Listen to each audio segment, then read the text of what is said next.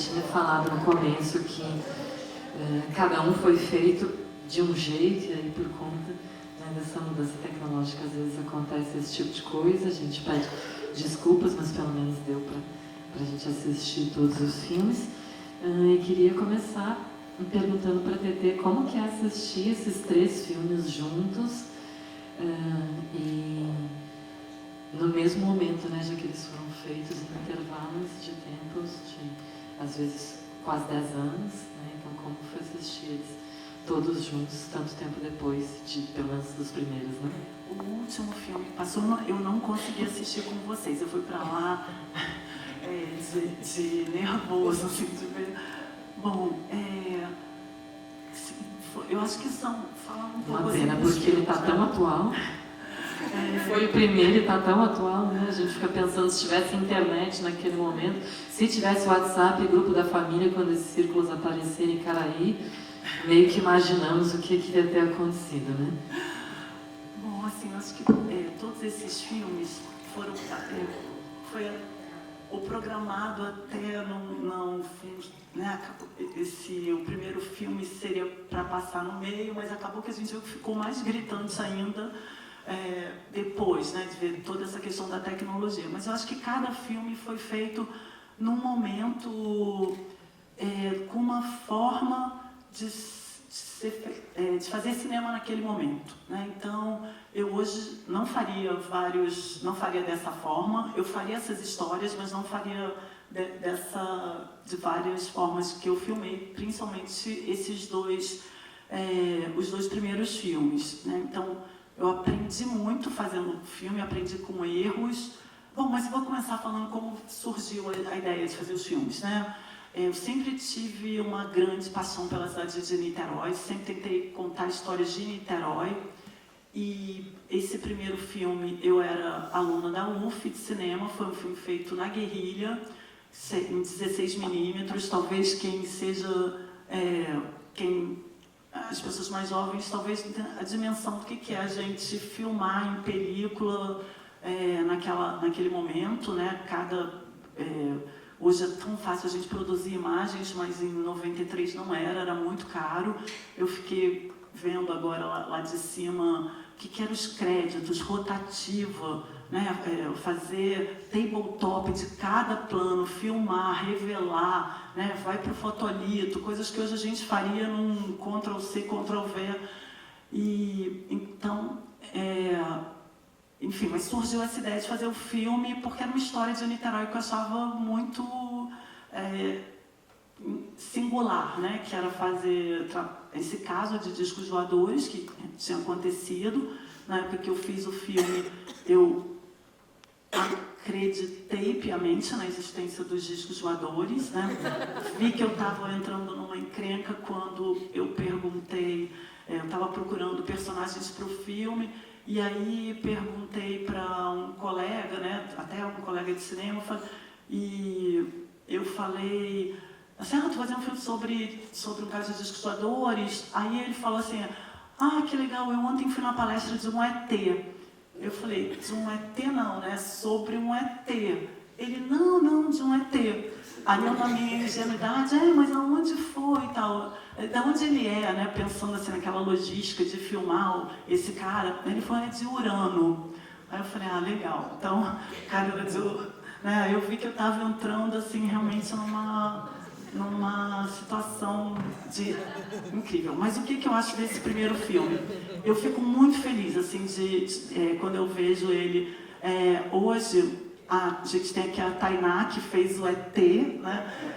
Porque acho que foi um filme que eu fiz com muita liberdade. Assim, eu fiz o filme que eu queria fazer. Era um filme de 27 minutos, né? Então, fazer um filme de 27 minutos era muito difícil você ter espaços para exibir esse filme. E eu sinto que foi uma coisa assim, vamos experimentar tudo que eu posso experimentar.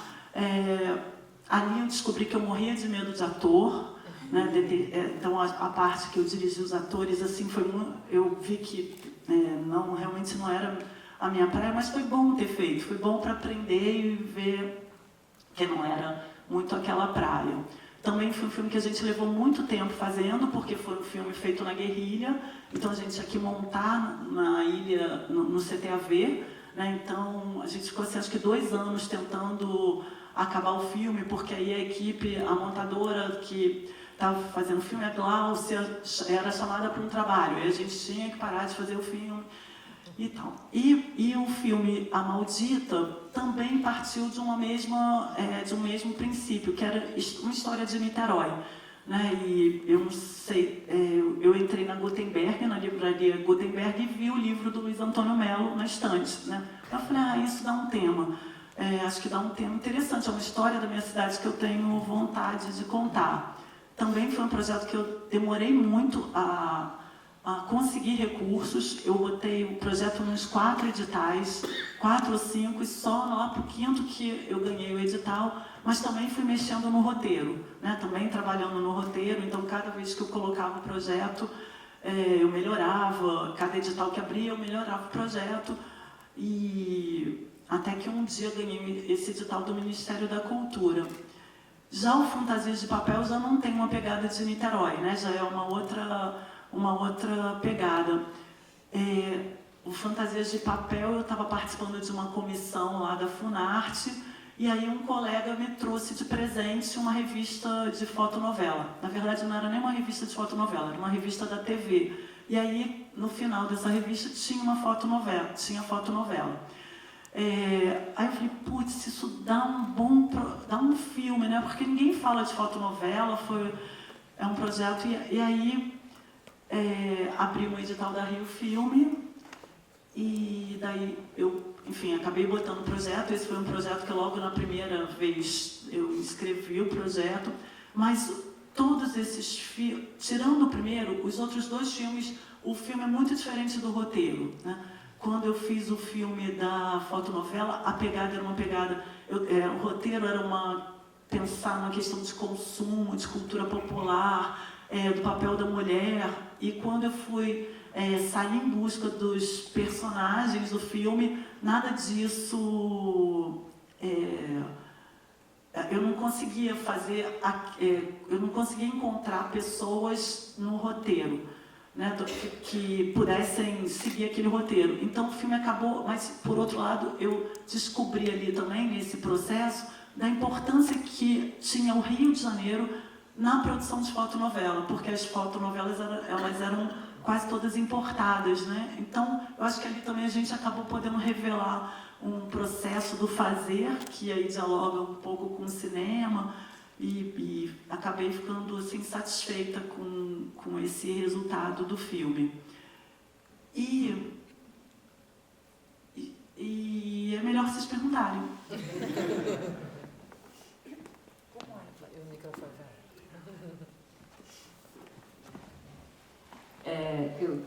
Boa noite, sou Selma. Bom dia, 6 horas de Ru. Bom dia, 6 horas de Ru. Por que você partiu do curta e resolveu fazer um longa da Maldita? O que ficou faltando no curta? Eu, pessoalmente, acho que nada. Mas por que você resolveu alongar a história? Obrigada. E quando eu fiz o curta, todo mundo saía me dizendo quero mais. Né? Todo mundo falava, quero mais. Poxa, o filme acabou e quero mais. E aí também foi um pouco uma vontade de filmar. Aí abri um edital, o edital era do Canal Brasil. Eu percebi que o Canal Brasil estava com uma pegada de música, achei que o projeto poderia ter chance. Mas vou contar um segredo. Eu, na verdade, quando abri esse edital, eu botei no edital Araribóia Cine, que era o festival, e acabei de botar o projeto um dia antes de acabar o edital. Né? Nunca acontece isso, né? A gente sempre coloca o projeto no último dia, na última hora. Aí eu falei, dá tempo de botar mais algum projeto. O que eu vou fazer? Aí eu tinha o mesmo roteiro do curta. Aí botei o projeto do curta. Claro, o roteiro já estava pronto, né? Não é que eu tenha feito um roteiro de um dia para o outro, não foi isso. Eu usei o mesmo roteiro do curta. E aí, para minha surpresa, acabei sendo contemplada. Foi para minha surpresa mesmo, porque eu nem fui ver o resultado, só fui saber tarde da noite, depois que já tinha tido resultado. E foi um processo muito difícil de fazer o longa. Muito difícil, porque foi muito difícil de encontrar o filme, né? Em alguns momentos eu também achei, não, o filme estava bom no curta, mas o longa também é demais. Só que vendo agora o curta foi tão legal, porque o longa está tão diferente, né, Luiz Antônio? Já viu? É totalmente diferente, assim, apesar da gente usar algumas sequências assim que estão no curta, mas é muito diferente, porque aí a gente foi para uma pegada mais de material de arquivo, de encontrar os áudios da rádio. A Denise também viu já o filme, né? Denise Cataldo, que está ali. Então, é um filme que está bem, assim, tá bem diferente, mas foi um processo difícil. Processo de construção do roteiro, de como que a gente vai fazer aquela narrativa. Eu achava o filme cansativo durante muito tempo. Eu olhava o filme e falava, nossa, tem 20 minutos. Aqui só tem 20 minutos, já parece que tem 1 hora. Mas agora eu estou, pelo menos, satisfeita, sem nenhuma pretensão. Acho que é um filme que se propõe a fazer o edital que eu ganhei, que é um edital de produção de filme para a TV. Né? Mas, assim, fazendo os filmes, o que eu acho também muito desses filmes, né, é que o primeiro deles tem 20 anos. O segundo tem 12, né? Então, são filmes que as narrativas mudaram muito, né? Então, eu vejo esses filmes como um filme que está lá. Foi legal ter visto, mas são filmes que foram construídos numa determinada narrativa daquele momento. O fazer documentário também, como mudou, né? Como vem sofrendo tantas mudanças, assim, dos discursos, né? Mas foi engraçado, porque algumas coisas que eu tinha preocupação aqui, eu continuei preocupada e acho que faz jus ficar preocupada. Outras eu achei até que foi ressignificado. Por exemplo, posso falar? Tem alguém gravando? Não vou falar não, depois. Não vou falar não porque tá gravando. Depois eu falo, depois só para todo mundo assim. Mas vamos lá, gente, comenta aí, faz comentário. Oi, tudo bom?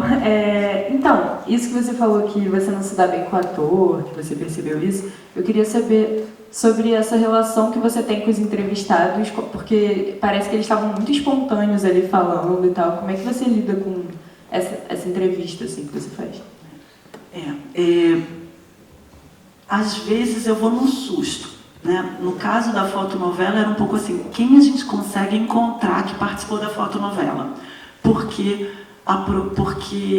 as fotonovelas, quando eu fiz o projeto, eu me baseei num livro de uma pesquisadora que é professora da PUC, e Angelúcia. E aí todo o roteiro foi feito em cima da pesquisa do livro dela. Ou seja, tudo que eu estava escrevendo ali era sobre o fazer a fotonovela na produção italiana, majoritariamente italiana. Quando eu fui filmar, eu não tinha ninguém para entrevistar. Por quê? O que a gente tinha aqui era um copyright, né? O que eu conseguia descobrir, mesmo sendo anos 50, 60, as pessoas já estavam com uma certa idade.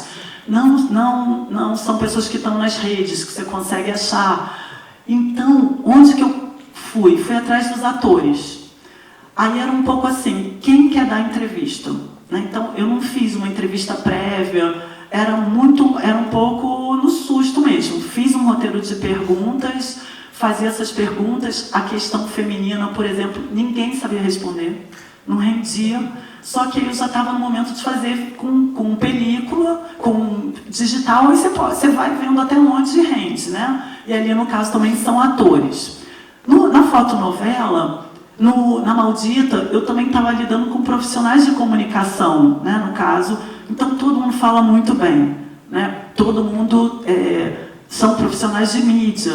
Então, a opção pela entrevista também foi uma escolha. Eu falei, bom, ali vai render. E E no da foto, e no do Araribóia, aí já foi também aquela sequência da praia, ali foi naquele dia, foi o acaso do documentário mesmo. A gente montou a equipe, montamos a câmera, a equipe, e aí a gente entrevistando as pessoas que estavam passando por ali. Mas take 1, tem que falar de uma única vez, porque a gente está filmando em película, então se render, rendeu, se não rendeu, não rendeu. E tanto que não está no filme, a gente entrevistou a maior especialista em discos voadores, só que a dela não rendeu, porque a gente só podia filmar 1 minuto, era uma única pergunta, então não entrou no filme. E eu, na época, isso eu posso contar, eu fiquei muito na dúvida se eu ia botar os atores ou não, né? Porque como eu me incomodava, né, da questão dos atores, eu também não me sentia confortável dirigindo, enfim, não era a minha praia, só que eu fiquei, poxa, primeiro é você tirar todos os atores, né, que foram lá, e era um processo difícil para quem está dirigindo, para mim especialmente. E segundo, porque tinha a Jean Sganzella, que eu não filmaria ela desse jeito hoje, mas a Jean para mim era muito importante, tá no filme, porque eu fui de uma geração da UF onde nós cultuávamos, e eu ainda cultuo muito, os cineastas do cinema independente e do cinema de invenção. E a presença da Jean no filme, para mim, era muito importante nesse sentido.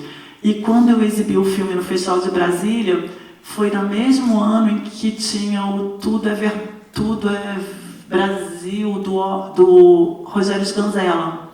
E o filme começava igualzinho ao filme. E eu ainda tinha o André Tonati, que estava no júri. Então, para mim, falei, nossa, isso para mim era muito importante para essas minhas referências. Eu respondi, mais ou menos, dei a volta. Mas, assim, eu não faço a entrevista. Eu converso um pouco. Agora, no Longa da Maldita, eu conversei com algumas pessoas antes da filmagem. Aí, às vezes, funcionava conversar antes, às vezes não. O caso da Rogéria, no filme, eu ia chamar ela para fazer um papel, ela ia fazer um papel ficcional. Aí, quando eu liguei para ela, ela me atendeu, ela contou essa história. Eu falei, esquece papel ficcional e conta essa história, né, no filme, que era enfim.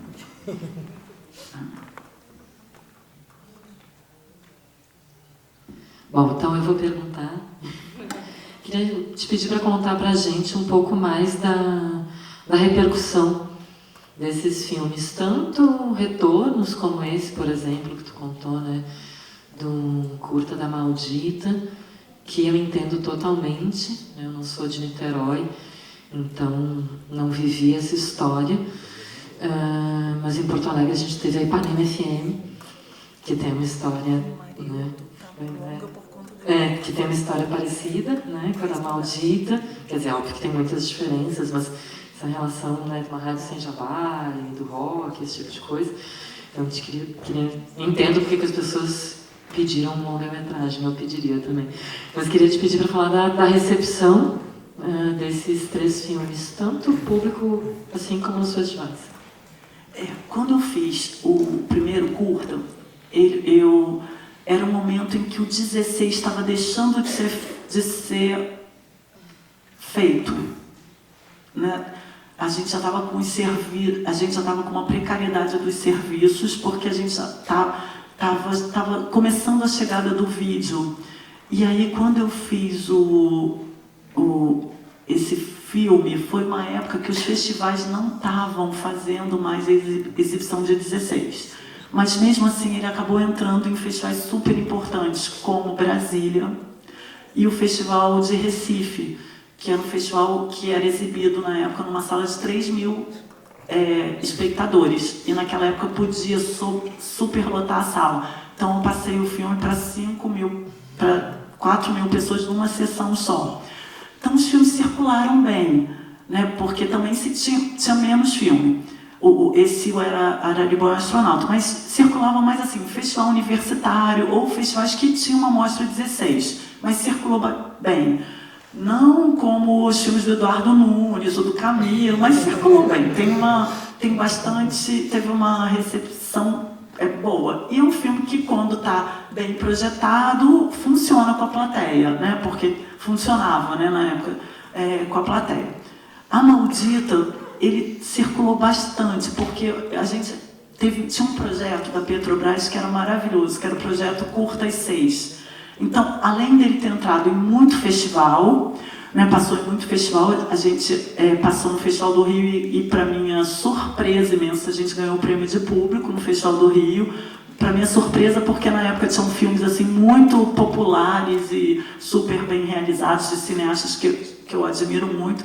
Mas a Maldita, além de ter entrado em muitos festivais, ela entrou dentro desse projeto da Petrobras, do Curtas 6. Então ela circulou pelo Brasil inteiro.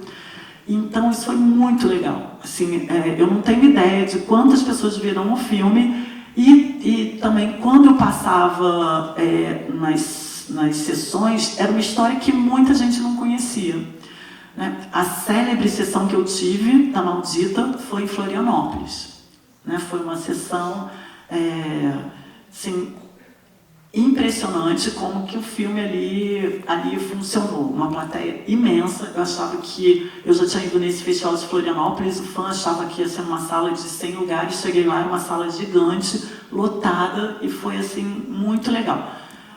E assim, sempre tive um retorno muito bom. Como os filmes têm alguma coisa de graça, né, a plateia responde, né? Fica fácil a gente ver quando a plateia está respondendo. E o Fantasias de Papel passou bem menos, porque aí eu acho que ele já ficou pronto num ano de 2015. É um ano onde a gente tem muitos filmes, né? Então o circuito de festivais é um circuito que hoje acho que tem outras urgências de temáticas. Então eu entendo o filme passar menos, mas passou bem. Toda a sessão que ele passou e toda a sessão que eu fui funciona muito bem. As pessoas pelo menos vêm cumprimentar, então eu acho que funciona bem. Mas assim, sem maiores pretensões, né? É um filme que eu acho que eu fico satisfeita com os filmes que eu fiz nas suas épocas, porque eu acho que eles dão conta de uma história que eu quero contar, que eu acho importante contar. Mas assim, hoje o fato de Fantasias de Papel passar menos do que os outros filmes, eu acho que é isso. Você está trabalhando... Quando você escreve um filme num festival, você tem 1.500 filmes sendo inscritos num festival. E tem, hoje, temáticas que são muito mais importantes, né? Posso citar aqui a questão, todas as questões, ditadura, homofobia, feminismo, tudo isso hoje tem muito mais importância numa seleção de festival, onde você vai escolher 30 filmes, 10 filmes, né? Mas mesmo assim passou em alguns festivais. Agora eu ia falar uma coisa que eu esqueci, que era importante dos filmes. Não, mas pode... Fala aí, gente, o que vocês acham? Se a TT lembrar, a gente volta.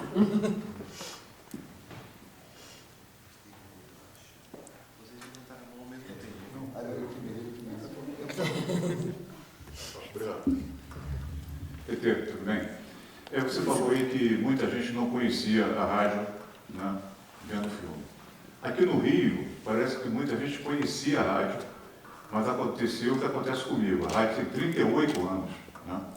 E tem muita gente que ouviu falar, leu o livro, mas não ouviu a rádio. Você deve encontrar pessoas que não eram nascidas, né? Por que você acha que está tendo tanta atração o seu filme, né, em torno de uma rádio que acabou em 94? Entende? O que ficou? É uma coisa, para mim, eu estava falando com a Selma, uma coisa que a gente, na época, né, ela colocou rádio no ar. Né? A gente não tinha ideia que ia durar um mês. Né? Era uma coisa... Não tinha ideia que está vendo que hoje, falando da rádio, 38 anos depois, é uma coisa emocionante / assustadora. Né? Porque, não, é impressionante essa história. Da dificuldade que é você liberar qualquer trechinho de música. É por isso, assim, que eu pedi o microfone para falar e dizer que eu estou feliz pra caramba de ter visto a sessão. Estou envergonhada. É difícil entender que eu fico envergonhada porque eu sou muito eu me sinto muito mais confortável estando aí do outro lado e eu me sinto muito mais confortável fazendo mostra para exibir filme de outras pessoas do que falar sobre o meu filme. E eu, durante 12 anos, fiz um festival onde a gente debatia, e eu pouco debati os meus filmes, né? Os lugares onde o filme foi exibido, eu pouco debati. Então, eu tenho dificuldade, tenho vergonha, eu penso muito devagar também. Então, quando faz uma pergunta que eu não planejei, e como eu estou com a cabeça no longo, eu não planejei nenhuma resposta para cá. Então, por isso é difícil. Eu sou daquelas que dou aula, mas eu tenho que ter anotado o que eu vou falar, porque não vem de cabeça.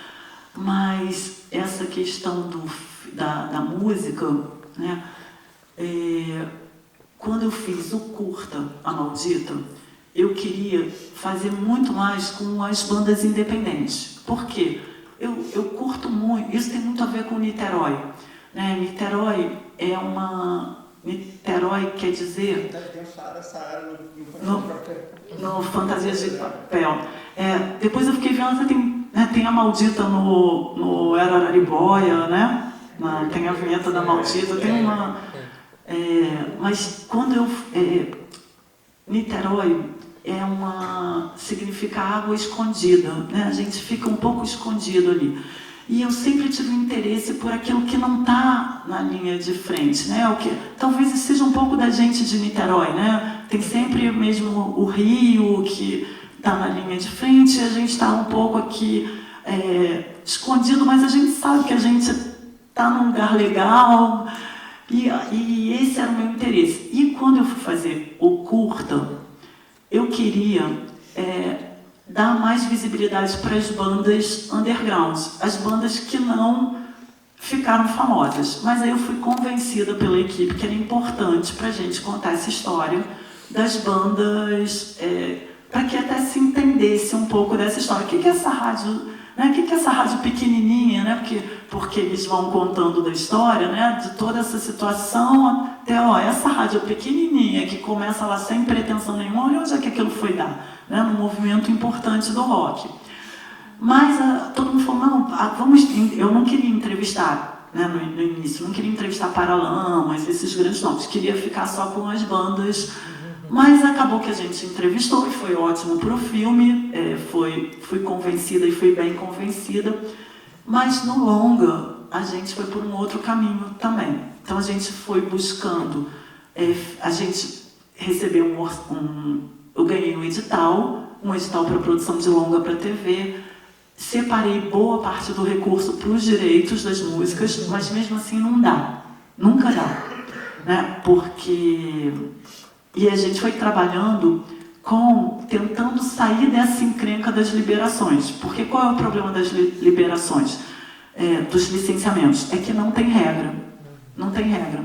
Isso pode ser, em geral você está conversando com gravadora, em geral você está conversando com essas majors, e essas majors não estão nem aí para te responder o e-mail.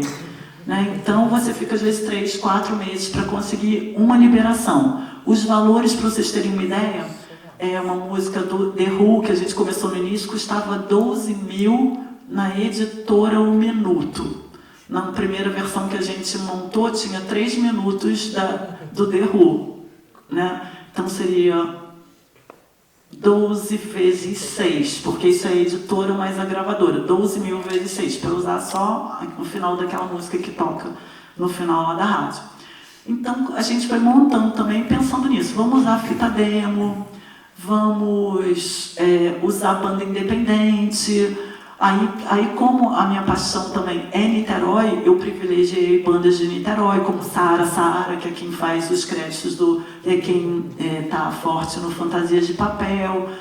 Mas mesmo assim dá encrenca, mesmo você fazendo um planejamento, você tem surpresas assim da última hora, tipo uma música que são 4 autores, 3 editam uma música numa editora e o outro está numa outra editora. Aí esse outro já faleceu, a editora te cobra 4 vezes mais. Ou seja, é muito, muito difícil mesmo você trabalhar com música, licenciamento de música. E por que também a coisa não tem regra? Porque às vezes tem às vezes uma música muito famosa, os autores da música se envolvem com o projeto e pedem para liberar. Às vezes os autores das músicas muito famosas têm contrato com a editora e com a gravadora e não podem liberar. Às vezes tem alguém muito underground que quer no seu filme ganhar todo o dinheiro que ele nunca ganhou na vida, né? E, então você vai ter que ser caso a caso. E assim, eu estava vendo, a gente está com 16 músicas no longa. É pouco para um longa. É pouco, mas está funcionando. A gente foi também arrumando brechas, está gravando, né? Pode falar algumas coisas. A gente foi arrumando algumas... Fala sem partir para o caso específico. Fala a gente foi... Bom, o longa a gente não tem negociação, a gente tem que liberar. Porque é um edital para o Canal Brasil. Aí para o Canal Brasil tem que estar tudo editado. O Fantasias de Papel, vou falar não de música, mas de licenciamento. A gente não tem licenciamento de nenhuma revista, nenhuma fotonovela daqui, porque as editoras não existem mais, né? Então eu também fiz o seguinte, foi uma opção que eu fiz. Falei, esse filme é um filme que eu nunca vou passar na TV, mas eu fiquei pensando, curta também nunca passa na TV, né? Qual vai ser o circuito do curta? Circuito independente. Então eu banquei, me responsabilizei, não vou ganhar dinheiro mesmo com o filme, então acho que isso não vai dar problema. Mas eu não tenho autorização de nenhuma imagem da foto, nenhuma revista de fotonovela. E digo para vocês, se fosse atrás dos direitos da fotonovela, eu não ia fazer um filme com imagens de fotonovela. Eu não ia conseguir fazer esse filme. E aí eu parei e pensei, esse filme tem que ter imagem de fotonovela. É uma opção. O primeiro filme era um outro momento, né? Um outro momento. Esse filme, primeiro momento, o filme tem Jimi Hendrix, Dead Can Dance, tem várias músicas que, se eu fosse licenciar, seria impossível de fazer o filme com a música. Então, o que eu fiz? Eu chegava nos artistas que gravaram, aí pedi autorização, eles davam autorização, aí eu pude usar. Mas também assim, é um filme que vai estar num circuito independente, vai passar no cinema de uma universidade. Eu não coloco nenhum dos filmes liberados no YouTube, né? Nenhum deles está... É uma pena, mas tem esse problema e eu preferi fazer o filme. Se alguém quer ver, manda um e-mail, manda o link. O da Maldita não está ainda no Vimeo, mas essa questão dos direitos hoje, ela é muito... Vou contar para minha mãe. Você tocou num ponto em relação ao filme, que é a questão da liberação de música, né? Eu acho que isso está se tornando uma coisa perigosa, porque no sentido de você tem um lado, né, que tem totalmente favorável ao artista, é claro, a gente quer pagar os direitos e tal. E do outro lado você tem um oportunista, e no meio disso tudo você tem, por exemplo, hoje já tem a editora dos direitos conexos, aí a coisa, para você ter uma ideia do filme sobre a rádio, do filme ficção, o orçamento, para vocês terem uma ideia, o orçamento de música, o Pink Floyd cobrou $150 mil um minuto. Caramba. Entendeu? Mesmo assim, o minuto sem refrão, o minuto com refrão. Aí você vai falar com se fosse amigo do Pink Floyd, ele fala, não posso resolver nada, isso é Universal Music. A Universal não, isso não é comigo não, a editora é ligada. Aí no final, você está ficando sem música. O filme biográfico de Jimi Hendrix, que Paulo Mata deve conhecer, saiu uns 5, 6 anos atrás, não tem música de Jimi Hendrix. Por isso que ele perdeu a premiação toda. Não tem música. O diretor falou, eu não vou colocar. Porque a irmã de Jimi Hendrix meteu a espada dele. Aí ele fez um filme corajoso até Seu Jorge faz o papel de Jimi Hendrix. Né? Ele ia ser um excelente Jimi Hendrix. Não tem música de Jimi Hendrix. Então você acha que isso pode destruir o cinema? Eu acho que a gente começa a pensar alternativas, né? Assim, então, nesse caso do filme da rádio, tem que ter música, né? Não faz sentido não ter música das bandas que tocavam na rádio. Mas se você vai fazer um outro filme, você vai... Hoje acho que é muito menos complexo se você chamar um músico para fazer a trilha sonora, né? Fazer uma trilha. Então, você vai... Eu acho que a gente sempre teve condições muito difíceis de fazer. Nossa, eu já falei várias vezes isso aqui, né? É difícil, mas não. É difícil, mas é maravilhoso quando a gente faz. Quando a gente acaba um projeto, é um alívio danado. Eu acho que é difícil, dentro de um universo maravilhoso, a gente poder contar uma história e contar uma história para tanta gente. Mas acho que a gente... Eu gosto muito de uma fala que o Carlos Reichenbach, né, o cineasta, ele falava, que era assim... faz da falta de condição uma estética de criação. Era mais ou menos assim a fala dele. Então, acho que a gente vai pensando como é que você vai resolver aquela questão. Né? Como é que eu vou filmar isso? Que possibilidades eu tenho? Né? Então, é legal também porque você vai exercitando a criatividade para construir aquela sequência. Agora, também uma coisa que é muito importante, eu acho que eu sou muito habilidosa na equipe, em montar a minha equipe. Né? Então, eu não consigo dizer para vocês que o filme ele não é meu. Eu aqui estou representando, na verdade, toda uma equipe. Então, por exemplo, o último filme, a Marta Luz, que fez a montagem do filme, a gente assina junto o roteiro do filme, porque é um filme que foi criado na montagem. Né? Porque aquele roteiro não foi filmado, o que eu queria também não consegui fazer, então a gente construiu o filme na montagem. Então, isso eu acho que eu tenho uma habilidade, chamar as pessoas que eu admiro, e aí eu confio inteiramente na minha equipe. Né? A gente vai conversar, mas eu tenho muito orgulho de todo mundo que integra. Todos os filmes foram feitos com a fotografia do Alex Araripe. O primeiro foi o Alex Auira. O Alex, eu chamei ele porque ele fotografou Cajueiga, que era um filme da UF, filme de cadeira da UF, né? Era da sua época? Era, né? E o Alex tinha feito a Flávia Cândida, minha contemporânea de cinema, também. E o Alex tinha feito uma super câmera na mão. Né? A gente está falando de câmera 16mm, pesada. A gente não está falando dessa câmera hoje. Né? A gente está falando de montar... A gente filmou o filme com Nagra, era um equipamento. O Guilherme Tristão, que fez o som do filme, ele fez um milagre do som do 16. Vocês não fazem ideia. A gente foi filmar na praia com Ressaca.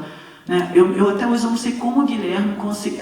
a gente aqui teve uma projeção, né, do 16 que deu para ouvir tudo, né? Sim. Vocês não imaginam o que era. A gente não se ouvia no set, na hora da filmagem, a gente não conseguia se ouvir porque estava de ressaca e a onda batia e fazia um som absurdo. O Guilherme conseguiu, naquele plano do casal de idosos, pegar aquele som, não sei como, ele não estava... Como é que ele conseguiu captar aquela fala, né, com aquelas condições que a gente estava em 16mm, com Nagra, que já estava sendo... ninguém queria filmar com Nagra mais, era o que estava sobrando no CTAV e a gente usou aquilo. Então, eu acho que muito dos filmes... acho que esse filme é um resultado de um trabalho coletivo mesmo, né, um trabalho onde eu escuto muito, né, eu escuto muito a equipe. Agora, no final, agora no final do longa, vocês não imaginam o quanto eu infernizo a equipe. Porque alguém me pergunta uma coisa, eu falo assim, peraí, tenho que pensar. O não eu sei dizer rápido, o sim eu tenho que consultar. Né? Então, até para fechar um crédito, né, eu pergunto, será que eu coloco esse nome, eu não coloco? E escuto todo mundo, porque eu chamei as pessoas porque eu confio no trabalho delas, porque eu admiro o trabalho delas, e assim a gente vai construindo o filme. Quando eu chego na mesa de montagem também, eu não chego sabendo o que eu quero, eu chego sabendo o que eu não quero. E aí a gente vai pensando junto. Por exemplo, o longa da Maldita, ele já teve várias versões de estrutura, várias. A gente estruturou um momento pelas etapas da rádio, cronologicamente. Depois teve uma ideia que era fazer um programa de rádio.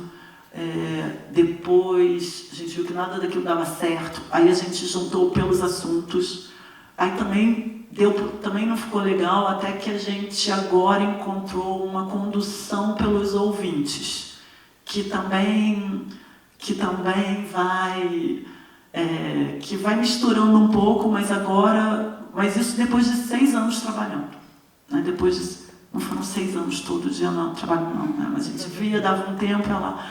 Então é um processo mesmo, é um processo de reflexão, de maturação, agora, eu acho que muitos filmes são feitos também assim, eu vou fazer um filme às vezes no susto, né? Vai vencer a data, aí você vai lá, pensa, como é que a gente tem que resolver isso? Mas na hora também vamos fazer uma imersão ali e pensar nesse roteiro. O Fantasias de Papel, ele foi montado assim, a montadora, a Marta Luz, ela é uma montadora que vem da montagem de película. Então, a gente, para chegar nesse final do filme, foi um refino, assim, de cada frame. Né, e era cada frame para a gente chegar nesse resultado. A gente passou 7 meses montando o filme, e foram 7 meses mesmo montando o filme, um filme de 15 minutos, porque a gente pensava em cada plano, cada ajuste, né, a gente foi refinando mesmo a história do filme, né, refinando um pouco essa narrativa. E os créditos finais, aí também entra aquela loucura, né? Quando a gente vai fazer o filme, a gente começa a pesquisar tudo sobre isso. Aí a gente pesquisou, então eu comecei a pesquisar a fotonovela. Aí encontrei esse curta-metragem que é do Antonioni. Aí eu falei, bom, quero essas imagens no filme, né? E aí começamos o processo, né? De onde é que tá, como é que a gente tem autorização para botar no filme o Antonioni, né? Aí tinha Cristiana, minha amiga italiana, conseguiu fazer toda a articulação com a gente. Quando a gente estava na link digital finalizando o filme, chegou o ok. Ela me mandou mensagem, responderam, deram ok. Ou melhor, eu recebi o e-mail, só que eu não entendia nada de italiano, mandei para ela. Não, eles disseram ok. A gente já estava com os créditos prontos, com a imagem. Então vamos ter Michelangelo Antonioni no filme, né? Com autorização. Então, embolei tudo, né? Comecei a falar de uma coisa, depois falei outra, mas tudo bem, tá valendo, né?